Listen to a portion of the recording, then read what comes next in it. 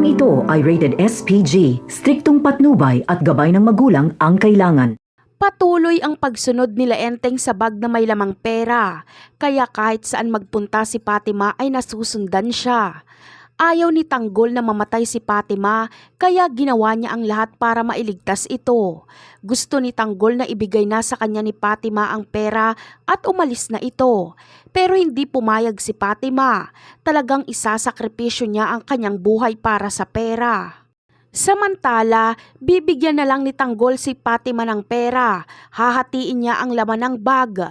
Ang kalahati ay ibibigay niya kay Fatima at papaalisin niya na ito. Na kay Tanggol ang bag na may GPS tracker.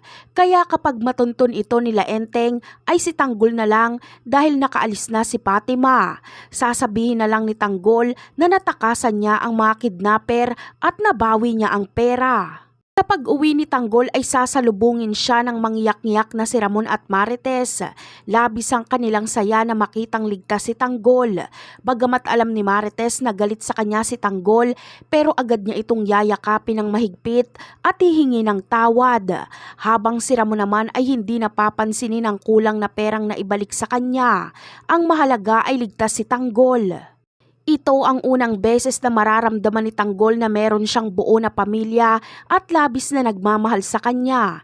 Kaya mapapaiyak na lang din siya at agad napapatawarin si Marites.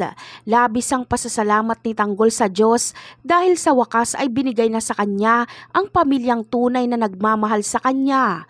Napakarami pa nating dapat abangan sa mga susunod na episode. Paalam!